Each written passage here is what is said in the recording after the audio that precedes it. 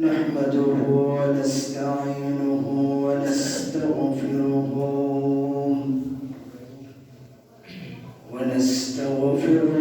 ونعوذ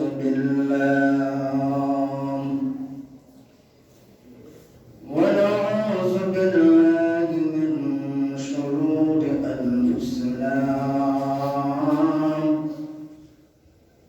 ومن سيئات أعمالنا من يهده الله فلا مضل له ومن يضلله فلا هادي له ونشهد أن لا إله إلا الله وحده لا شريك له وداعيا إلى الله بإذنه وسراجا منيرا وقد قال الله تعالى في كلامه المجيد والفرقانه الحميد أعوذ بالله من الشيطان الرجيم بسم الله الرحمن الرحيم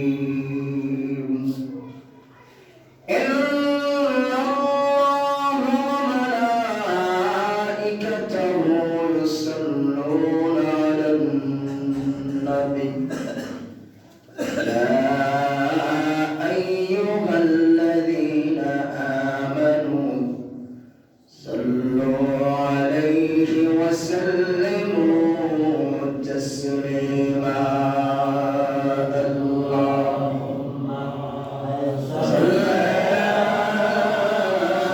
سيدنا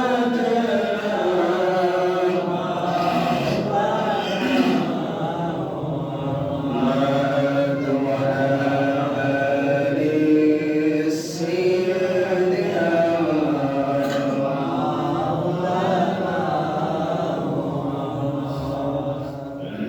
যখন পড়বেন বন্ধু মন খুলে আশকের সাথে প্রেমের আকর্ষণের সাথে লাইলুল মজবুর প্রেম যেমন জীবনকে কোরবানি দিয়েছে একজন আরেকজনকে বলে নাই সে যায় নাই আমার আপনার নবীর প্রতি যখন দরুদ পড়বেন বন্ধু প্রেম এবং ভালোবাসা লইয়া ইশক লইয়া দরুদ পড়তে হবে আফগানিস্তানের একটা শহরের নাম হচ্ছে গাজনি এই গাজনি শহরে একটি শহর আছে এই শহরের একটি দোকানের মধ্যে একটি দরজা আছে যেই দরজার নাম হচ্ছে গাজনি এই গাজনি শহরে বাস করেন এই শহরে বাস করেন এই শহরের একজন প্রেসিডেন্ট ছিলেন তার নাম হচ্ছে সুলতান মাহমুদ গাজনি রহমতুল্লাহ আলাইহি এত বড় আল্লাহর ওলি ছিলেন আফগানিস্তানের এই গাজনি শহরের প্রেসিডেন্ট ছিলেন কিন্তু মানুষ তাকে প্রেসিডেন্ট মনে করতেন আল্লাহর ওলি এত বড় কুতুব উনি ওনাকে প্রকাশ করেন নাই এই গাজনি সুলতান মাহমুদ গাজনি রহমতুল্লাহ আলাইহি এশারের নামাজের পরে 5000 বার নবীর প্রতি দরুদ পড়ত গত জুমার আগের জুমা আমাদের মাহফিল হয়েছে 24 তারিখ মাহফিলের দিন নামাজের পরে দাওয়াত আছে মমতাজ মিয়ানি নাম মমতাজ হান্নানের ভাই মমতাজ মিয়ার বাড়ি থেকে দোয়া করতাম যেই দেখিতা নবীর দুশমন আমরা মিলাদ আদায় করছি একটা ঘর থেকে বাড়িয়ে গেছে আরেকটা মাথাটারে নিচের দিকে দিয়ে বইয়া গেছে চেয়ারের মধ্যে আমি তখন আমার রক্ত গরম হয়ে গেছে মিলাদ আবার সংক্ষিপ্ত করলাম মাহফিলের ছাত্ররা পরীক্ষা নিলাম করলাম 1 মিনিট করছি আবার 10 মিনিট কারণ রক্ত না করে হয়ে গেছে মুনাফিকরে দেখে নবী দুশমনরে দেখা এবার কেমন করছি দুরুদ পড়ছি, জিকির পড়ছি, ইমাম হাসান হুসাইন সালাম দিছি, হাবেশা বাসে।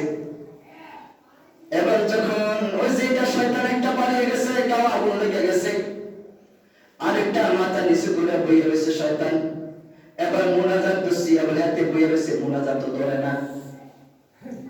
কত বড় খোদাটা নাফরমান।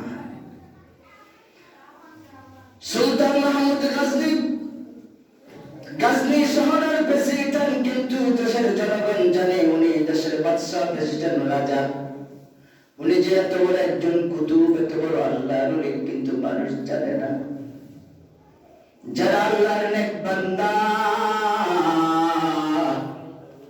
যারা আল্লাহর ওলি হয়, আপনি আল্লাহর ওলিদেরকে চিনতে পারবেন না রে বাবা। যারা হক্কানি আলেম হয়, আল্লাহওয়ালা হয়, তাদেরকে আপনি চিনতে পারবেন না। আপনি কিন্তু তারে জোতার দিয়েও ফিরেন, তারে 14 গোষ্ঠী লইয়া গালি দেন, কিন্তু আপনি তারে চিনতে পারেন না। সে যে আল্লাহর কত মাকামে মাহমুদে পড়ে গেছে, পৌঁছে গেছে মকসুদ মঞ্জিলে। সুলতান মাহমুদ গজনী রহমতুল্লাহ আলাইহি, উনি প্রেসিডেন্ট, একজন নাবালক তরুণ ছাত্র, তালেবুল ইলম, মাদ্রাসার ছাত্র, হাফেজ। তার নামটা লাস্টে বলবো। একজন মাত্র 11 থেকে 12-13 বছর বয়স, এখনো সাবালক হয় নাই, তালেবুল ইলম ছাত্র, কোরআনে হাফেজ এবং মাদ্রাসার ছাত্র, লেখাপড়া করে একজোখানা শেষ করে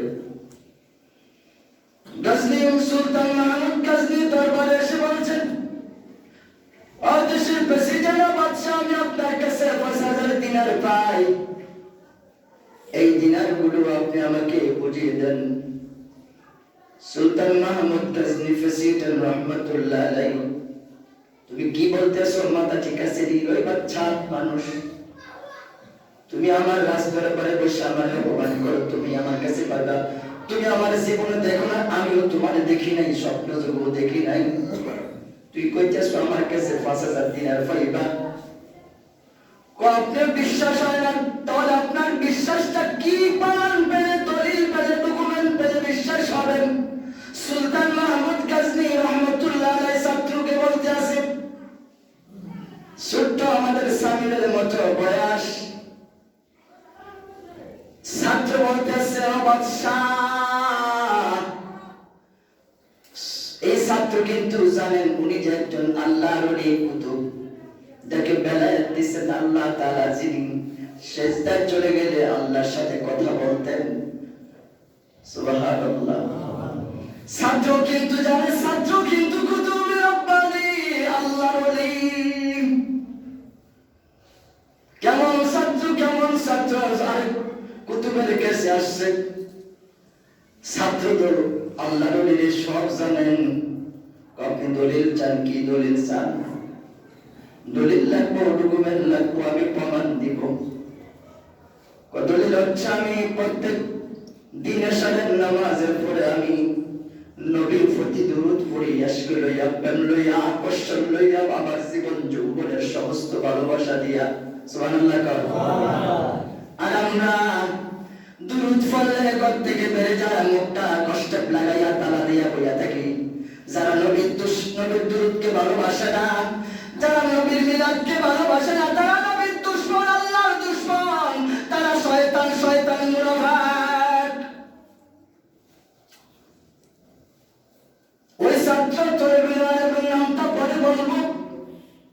ছাত্র বলতে আছে, আমি যখন নবীর দুরূদ পড়ি, আমি যখন দুরূদ পড়ে ঘুমিয়ে যাই, আমার ঘুমের ঘরে নবী আমার সামনে এসে যায়। সুবহানাল্লাহ।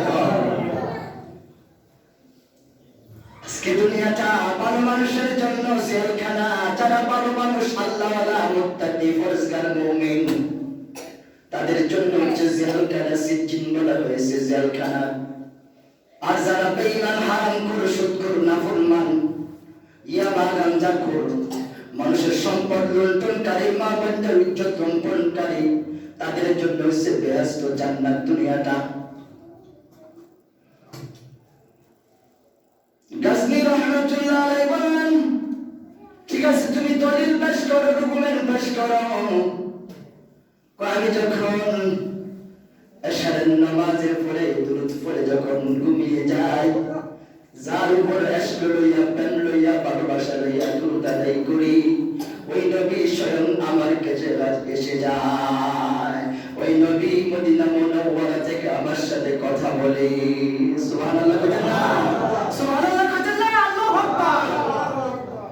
দুরূদ পড়তে শিখতে হবে, মানতে হবে, মুখটা কষ্ট করে। আমি কিন্তু অনেক কয়েক সময় বলছি দুরূদের মর্তবা ফজিলত বলছি না। এরপরে মিলাদের সময় এই জন্য আমাদের গোলাম রসুল বলছে মিলাদ হতে সারতে এখন শোনে না, এর কথা বলে শোনে না, দেয়া তুমি নবীর শানে। যখন মিলাদ মাহফিল হবে একটু শব্দ করা যাবে না, আমার বিশ্ব থেকে আদবি করা হবে, এটা নবীর শানে আদবি হবে। আমি যখন দুরূদ পড়ে ঘুমিয়ে যাই, ও বাদশাহ সুলতান, মদিনা মুনাওয়ারা থেকে নবী আমার সাথে কথা বলেন, অথবা নবী আমার সাথে আমার বলে হাজির হয়ে যায়। তুমি কি বলতে আসো? মাথা ঠিক আছে, তুই না বালক ছেলে, ছাত্র মানুষ, তোরে বলে হলেন বিশ্বাস হয় না। আরেকটা ডকুমেন্টটা হচ্ছে আপনি আজকে 7 দিন পর্যন্ত নবীর প্রতি দুরূদ পড়েন না। একবার যদি আপনি প্রত্যেকদিন 5000 প্রত্যেকদিন আপনি সুলতান মাহমুদ ও বাদশা প্রত্যেকদিন আশারার নামাজের পরে নবীর প্রতি 11,000 বার দুরূদ পাঠ করেন, আজকে 7 দিন পর্যন্ত আপনি একবার নবীর প্রতি আশারের পরে দুরূদ আদায় করেন নাই, নবী আমার কাছে এসে বলছে তুমি সুলতান মাহমুদের দরবারে চলে যাও। সুলতান মাহমুদ কে বলো, কেন সুলতান মাহমুদ কি লইয়া পাগল হয়েছে, পেরেশান হয়েছে, দুনিয়া মুক্ত হয়ে গেল কিনা? আমি নবীর সালাম দিল না, দুরূদ আদায় করলো না। যাও তুমি যাইয়া বলো তুমি 5000 দিনার প্রত্যেক দিনের জন্য 5000 5-7 35,000 দিনার পাই, দিনার টুকরা দরজা বুঝাইয়া দেয়। মাহমুদ সুলতান রহমাতুল্লাহ আলাইহি সকল বাড়ি ছেড়ে দিলেন, বললেন ও বাবা আল্লাহ করে দর্শে বাবা, তুমি সাধারণ কোন মানুষ না, ঠিক বলছো, আজকে 7টা দিন হয়ে গেল নবীর প্রতি দুরূদ পড়ি না। প্রত্যেকদিন আমি সুলতান মাহমুদ গাজনী রহমতুল গাজনী আমি প্রত্যেকদিন নবীর প্রতি 11,000 বার দুরূদ আদায় করুন ছাড়া আমি ঘুমাই না। আজকে 7 দিন আমি দুরূদ পড়ি না, আমি ডকুমেন্ট দলিল পাইয়া গেছি। তোমার পরিচয়টা জানতে চাই বাবা, তোমার পরিচয় দাও। বাঁচাইবেন। ওই ছাত্র বলতে আছে আমার নাম হচ্ছে আবুল হাসান খারকানি রহমাতুল্লাহ আলাইহি, যিনি ইরানের নাগরিক ছিলেন। ইরানের খানকার নামের একটা শহর আছে, একটা জায়গার নাম, একটা গ্রামের নাম, একটা স্থানের নাম হচ্ছে খারকান। ওই নামের সাথে খারকানি উপাধি দিছে। ওই ছাত্রের নাম হচ্ছে আবুল হাসান খারকানি রহমাতুল্লাহ আলাইহি। সুবহানাল্লাহ। আমরা বলি আল্লাহুম্মা সাল্লি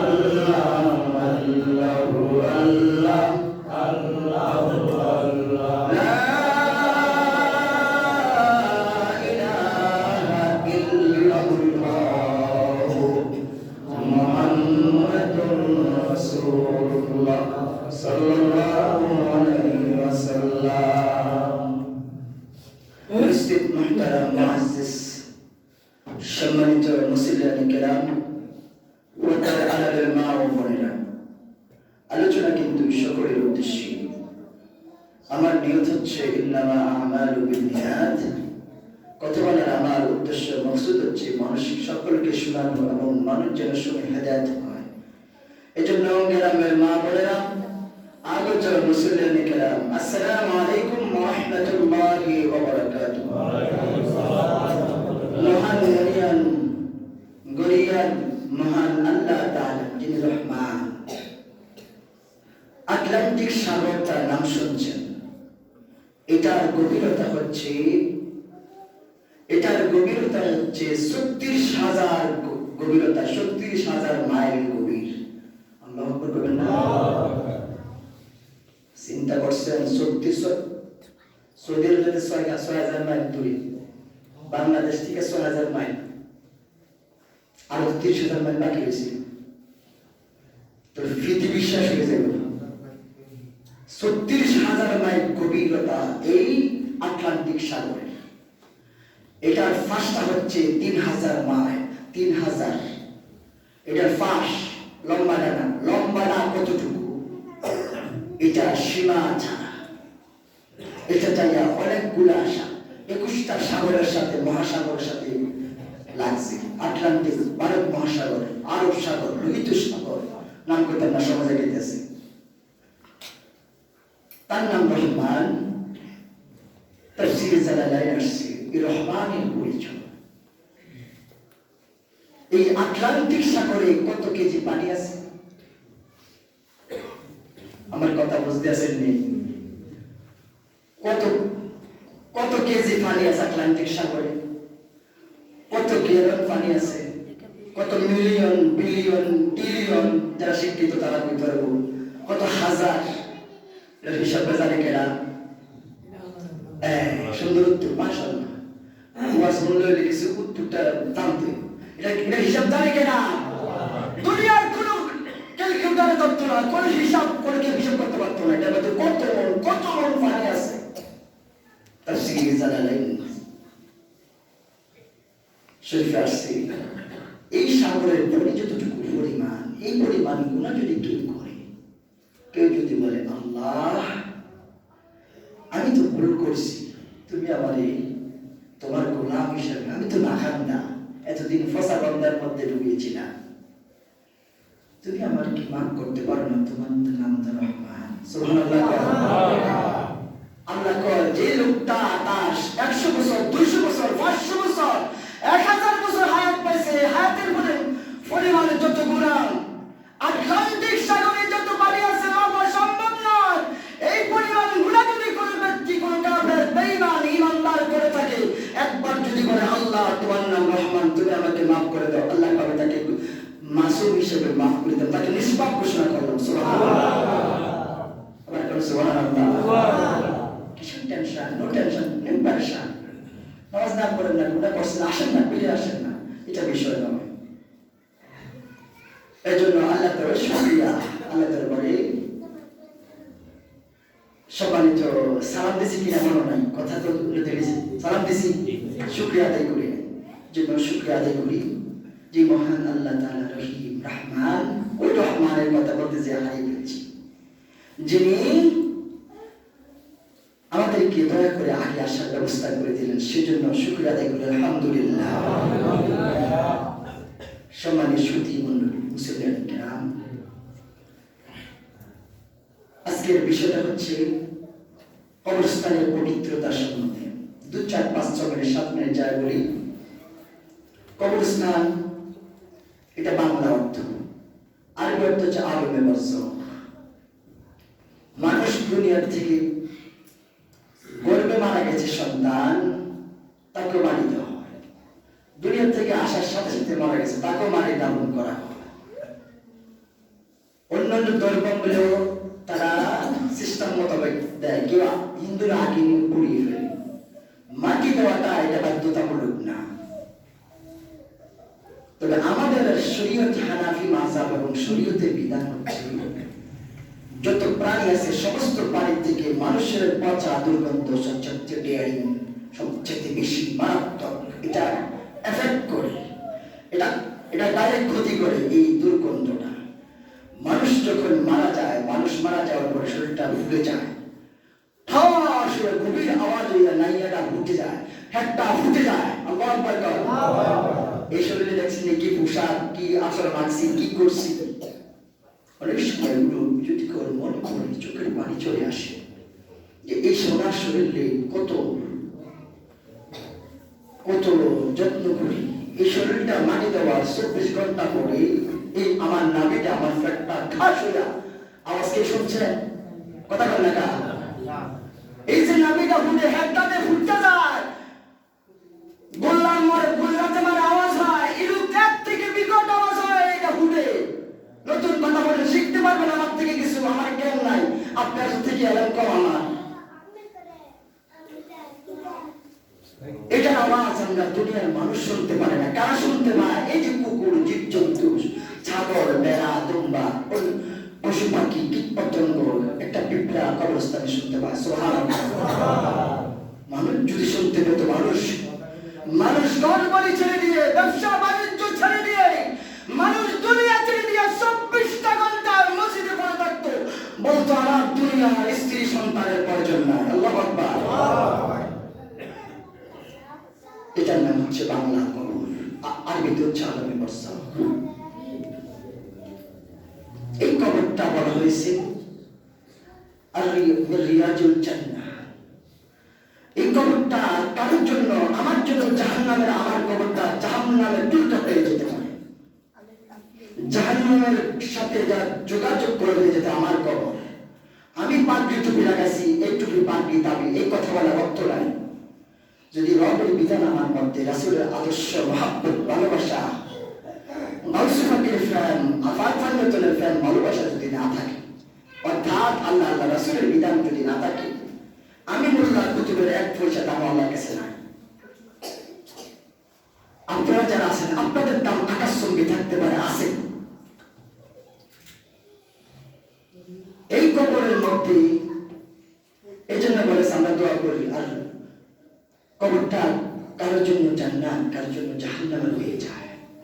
এজন্য আমরা দোয়া করি, اللهم اغفر لحينا وميتنا وشاهدنا وغائبنا وسميعنا وكبيرنا وذكرنا। এদিকে যাও সবাই না কেন? যে এই কবরটা বেহেশতের বাগান হয়ে যায়। মেহেন্দি গাছের যখন ফুল ফুটে, এই গ্রামটা কে কে ফেসেন আপনারা দেন? মেহেন্দি গাছের যে ফুল ফুটে, রাত্রে একটা গ্রাম বার, মনে হয় যে মেশকা চারটাতে সুগ্রাম আসছে। আমি আগে যেখানে থাকতাম পাশের কবর আছে, তো আমি আমার কবরস্থানের পাশে আমার রোগ, তো রোগ ঈদগাহ ফারিক হয়েছে, আমি মসজিদে যাব, মুক্ত আমার ঘর, দোতলায়। ইমাম সাহেবের জন্য আলাদা, গোসলখানা আলাদা, বাথরুম আলাদা। ইমাম সাহেবের রোগ মনে হয় যেমন গুলশান খালা, বেগম খালাদা জিয়ার রোগ মসজিদে পরে বলতে আসে। কিন্তু বলে কেন চলে আসলেন? এখানে আহলে হাদিস, কুতুবে রব্বানি, মিলাদ ফলে হাদিয়া দেয় না, জিয়ারত ফলে কে দেয় না, দোয়া ফলে কে দেয় না, জায়েজ নেই, হারাম। কুতুবে তারে দেয়, বুঝছেন নি? একটা রমজান বা 2 রমজান মাস আমি একবারে খালি, বুঝছেন নি? যাও। তো আমি যখন তাহাজ্জুদ নামাজ পড়ার জন্য ওযু করতে উঠতাম, যে কবর থেকে জান্নাতের সুগন্ধ আসতেছে। সুবহানাল্লাহ। আমি আস্তে আস্তে যাচাই করলাম এই কবরটা কার। অনেক লোকের অনেক কবর আছে। এই মেহেন্দি গাছে যখন ফুল ফুটবে, তখন এই ফুল গাছের তলে যাবেন, দেখবেন কি একটা গান। অনেকের কবর থেকে রাত্রিবেলা এরকম জান্নাতি সুগন্ধ বার হয়। সুবহানাল্লাহ। শেষ করে দিতে আছে, সময় কিন্তু শেষ। এই কবরস্থান পবিত্র জায়গা, পবিত্র স্থান। আজকে আমার মা, বাবা, আমার সন্তান, আমার স্ত্রী, এই কবরে আমিও যাব। এই কবরটা কিন্তু মূল্যায়ন এবং পবিত্রতা আমরা বুঝি না, রাখি না, করতে চাই না। আমি হোসেন ভাইকে ধন্যবাদ এবং অভিনন্দন, অন্তরন্তস্থল থেকে হৃদয় ভালোবাসা দিই, দোয়া এবং অভিনন্দন রইল। কারণ অসংখ্য ওনার কথা আসছে কেন? উত্তরপাড়া কবরস্থানের জন্য উনি অত্যন্ত পরিশ্রম করতে আছে। আজকে 2-2.5 বছর দেখতে আসছি। এটি মুমিনের গুণাবৃহ এটি। আমাদের হত্যার বাড়ির কিরণ মিয়া অর্থাৎ হেলাল মিয়ার আব্বা এবং দিদার মিয়ার আব্বা, নাইমের আব্বা আছে, তাদের বংশধর যারা কবর আছে, কবরস্থানের ট্যাঙ্গের উপর দিয়ে তার চাইতে আছে। আপনারা যারা ত্রিফাবাসী আছেন, আপনারা কি দেন না তাক দিয়ে কবরস্থানের উপর দিয়ে যান, তাকে সাক্কা টিকে হাজারে দিয়ে দিতে হয়। আপনাদের উপরে দায়িত্ব এই পবিত্রতা রক্ষা করা ত্রিপুরা কবরবাসী। আমার গালি দেন, সমস্যা নাই, উচিতরা বলে যাব। আপনাদের উপরে দায়িত্ব এই পবিত্রতা রক্ষা করা কবরস্থানে। উত্তরপাড়া যত কবরস্থান আছে, হাজার হাজার কুতুব শুয়ে আছে এই কবরস্থানে, কুতুব আল্লাহ নবী শুয়ে আছে এই কবরস্থানে। আমি বলে গেলাম এই কবরস্থানে দেখতেছি মদিনাগরের কবরস্থানে আশরা বুলবিসারা বুলসরা আইয়ারা মুতারা বুচারা আস্তাগফিরুল্লাহ নাউযুবিল্লাহ। আমার অঞ্চলে দেখেন একটা কবরে পাবেন না মাওলানা ব্যতীত। এখন না, সময় নাই, পরে আমি ওই ওয়াজ করে আমি আপনাকে প্রশ্ন করব, সময় নাই। মহিলা সম্পর্কে একটা পরে আমি তো বলছি পরে আলোচনা শেষ করি। আলোচনার মধ্যে ওখান দিয়ে প্রশ্ন করা যাবে না, এটা সবার জন্য উদ্দেশ্য করছি। আলোচনা শেষ, দাঁড়িয়ে প্রশ্ন করবেন, 1 কোটি বার প্রশ্ন উত্তর দিন। আমি এই গ্রাম মতিনগরবাসীকে উদ্দেশ্য করে বলছি, যুবকদের, মুরব্বীদেরকে সকলের বলি যে এই যতগুলো কবরস্থান আছে আপনারা দায়িত্ব নিয়ে কবরস্থানের পবিত্রতা রক্ষা করুন। প্রত্যেকটা কবরস্থানে অত্যাচার অবিচার হচ্ছে অনেক বছর, এর প্রতি অবিচার হচ্ছে কবরবাসীদের উপর। আপনাদের তাদের রোহায় বদ্ধ হচ্ছেন, লানত দিচ্ছে কবরবাসীরা। রহমতের ফেরেশতারা, জান্নাতি ফেরেশতারা আপনাদেরকে লানত দিচ্ছে। হাদিস দেন, এজন্য সতর্ক এবং সাবধান হয়ে যান। কবরস্থানের পবিত্রতা রক্ষা করুন। কারণ মায়ের উপরে কবরস্থান দিয়ে কোনো ডাব যেতে পারবে না, হাঁটতে পারবে না, জুতা দিয়ে গরু ছাগল ছড়তে পারবে না, বাথরুম ফালা পায়খানা ফালাতে পারবে না। তার কল্লা হাত কেটে দিবেন। যে জালেম, যে জানোয়ার কবরস্থানে গেল এবং পায়খানা ফালাইব, আমার কাছে রিপোর্ট আছে, কবরস্থানে পায়খানা ফালায়। এটা কি মুসলমানের কাজ? আমি কোনো বাচ্চা পায়খানা করে রুমের মধ্যে ফালাই দেব, কবরস্থান ধরে নেবেন কোন জায়গা কি ইঙ্গিতে বলে দিলাম। সকলকে অনুরোধ বলবো, পবিত্রতা রক্ষা করবেন কবরস্থানের। এই কবরস্থানে আপনার কাছে আমানত, এটা আপনার বলে দায়িত্ব। কি প্রশ্ন করতেন করেন? অনেক সময় অনেক মহিলারা কবরস্থানে যান বা কবরস্থানের ভিতরে ঢুকতে অনেক সময় আমরা বারণ করি, এটা শুনতে চাই। আসলে বিষয়টা ক্লিয়ার করা প্রয়োজন। আমরা বলি যেটা ভালো না, কবরস্থানে মহিলা যাওয়া ভালো না, তারপরে তারা যায়। এই প্রসঙ্গে কথা যে আসলে কিন্তু জায়েজ আছে কিনা মহিলা যাওয়া ভালো। গভীর মনোযোগ, সবাই মাসলাটা জানবেন, হাদিসের মাসলা দুটো আসছে সুন্দর। এই বাচ্চাটা কানলে মা দুধ দেয় না, প্রশ্ন না করলে জানতে পারবেন না। অনেক আজকে 2-2.5 বছর হয়েছে, একটা কথা প্রশ্ন কত হয় না। ইমাম সাহেবের কথা বলে মনে ঘুম হইব স্যার জানে বছর স্যার কয়েকটা লোক আছে সালামও দেয় না। ইমাম সাহেবের সালাম দেয় না, কথা তো তার দূরের কথা, এতে নামাজ পড়ে নামাজ আছে। আমার মুরব্বী আছে, দাঁড়িয়ে হালকা জান বই গেছে, ওটা তো কুতুব লোক বাড়ি সামনে কথায় বই আছে, আচ্ছা নাই সালাম দেয় না। অত বড় ইমাম সাহেব থেকে অনেক বড় শয়তানের আড্ডি বলে দিলাম বাংলাটা, আন্ডও জানে না। সরি, রেকর্ডিং হচ্ছে, সরি আই এম সরি, দুঃখিত। তার মধ্যে যদি আপনি সাফেন বাতাস তার কিচ্ছু হবে তো, এই মানুষের সালাম দেয় না। যে প্রশ্নটা করছেন, আমি যদি শিখবো এই যে নাই বাড়া না, মৃত্যু রাত পর্যন্ত কেউ আমার সুর পরিমাণ থেকে আমার লাগতে পারবে না ইনশাআল্লাহ। আমার আল্লাহ ছাড়া দুনিয়ার কোনো শক্তি নাই আমার পথ থেকে, আমার আদর্শ থেকে কেউ রাখতে পারবে না আমাকে, খোদার কসম।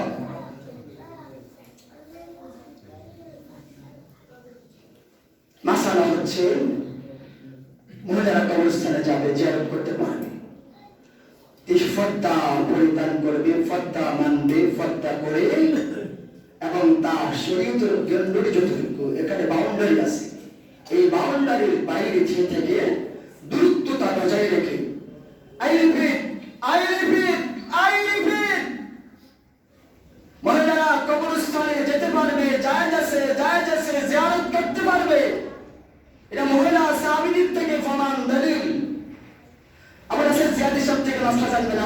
ভুল হয় গুগলে সার্চ দিবেন, হাদিস আসবে, মাসালা আসবে, কয়েকটা দলিল দিয়ে দিলেন।